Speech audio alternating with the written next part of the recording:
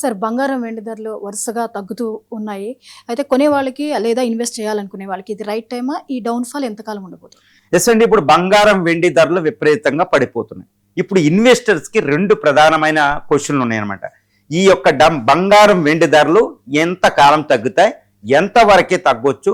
కొనుక్కోవాలంటే ఎప్పుడు కొనుక్కోవాలి? ఎప్పుడు పెట్టుబడి పెట్టాలి?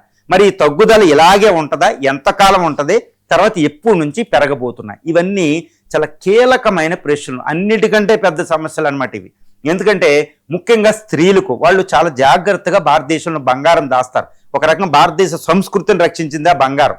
బ్రిటిష్ వాడు డబ్బులు పట్టుకుపోయినా ఇప్పటికీ 34,000 టన్నుల బంగారం, అంటే ప్రపంచంలో 20%, 18 నుంచి 20% బంగారం మానవ చరిత్రలో భూమిలోంచి తీసేది ఇండియాలో ఉంటుంది. ఈ యొక్క బంగారం కొనడం, వెండి కొనడం అనేది భారతదేశాన్ని రక్షించిందని చెప్తానన్నమాట నేను. అదండి. ఇప్పుడు ఈ బంగారంలో పెట్టుబడి ఎలా? ఇది అందరికీ తొలిసే క్వశ్చన్. ఇప్పుడు నేను గ్యాదర్ చేసిన ఇన్ఫర్మేషన్ ప్రకారం ఈ బంగారం, వెండి ధరలు ఇంకొక నెల పాటు తగ్గబోతున్నాయి. ఇంకొక నెల పాటు ఈ డౌన్ ట్రెండింగ్ ఉంటుంది, అంటే డిక్లైనింగ్ ట్రెండ్ ఉంటుంది అనమాట. ఇప్పుడు చూడండి, గత నెల రోజుల నుంచి తగ్గుదల ఉంది. ఈ తగ్గుదల బంగారం గత నెలల్లో సుమారు 7% తగ్గింది. అదే సిల్వర్ అయితే గత నెల నుంచి ఇప్పటికి 20% దాకా తగ్గింది సిల్వర్ రేటు. ఇది మన వెండి రేటు. అర్థమైందండి. ఇంకొక నెల పాటు డౌన్ ట్రెండ్ ఉండబోతుంది. ఇప్పుడున్న 1,30,000, అంటే ఆల్మోస్ట్ 1,40,000 దగ్గర ఉన్న 10 గ్రాముల బంగారం 24 క్యారెట్లది 1,00,000 దాకా వచ్చే అవకాశం ఉంది వచ్చే నెల రోజుల్లో. వచ్చే నెల ఏదంటే డెడ్ లైన్ జూలై 28వ తారీఖు. నేను ఎప్పుడొకప్పుడు చెప్తాను, జూలై 28 వరకు ఈ బంగారం, వెండి రేట్లు తగ్గుతాయి. దీనికి అతిపెద్ద కారణం ఒకటి ఉందన్నమాట. ఈ విధంగా తర్వాత ఈ నెలపాటు ఎందుకు తగ్గవచ్చు, బంగారం ఎందుకు తగ్గుతుంది ఇప్పుడు అనేది కూడా ఒక క్వశ్చన్. దానికి కారణాలు నేను చెప్తాను అనమాట. నెంబర్ 1 ఏంటంటే యుఎస్ డాలర్ ఈల్డ్స్ పెరగడం, యుఎస్లో డాలర్ బలపడడం. దీనివల్ల బంగారం, వెండి రేటుకి డిమాండ్ తగ్గుతుంది అనమాట, రేటు తగ్గుతుంది. ఇది అత్యంత ప్రధాన కారణం. ఇప్పుడు యుఎస్ డాలర్ ఈల్డ్స్ అంటే ఇంట్రెస్ట్ రేట్లు రీసెంట్గా కెవిన్ వార్ష్ మార్చలే, 3.5 to 3.75 ఉంది. కాబట్టి డాలరు, బాండ్స్, గవర్నమెంట్ ఫండింగ్ మీద వచ్చే ఇంట్రెస్ట్ రేటు మంచిగా ఉంది కాబట్టి బంగారం, వెండిలో తక్కువ పెట్టుబడి పెడుతున్నారు.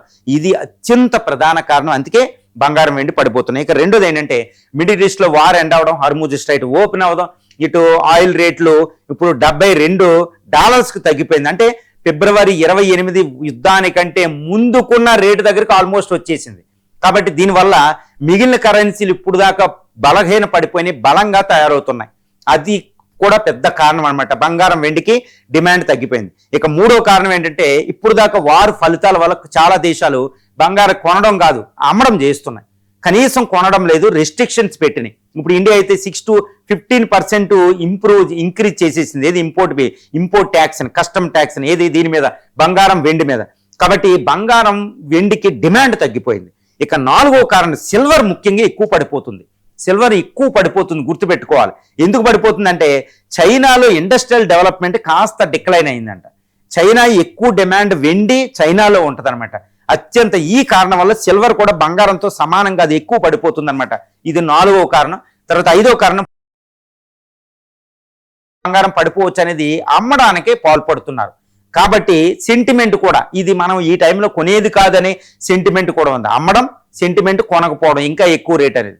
దీనివల్ల బంగారం, వెండికి డిమాండ్ తగ్గిపోయిందనమాట ఈ దేశాల మధ్య, వ్యక్తిగతంగా కూడా.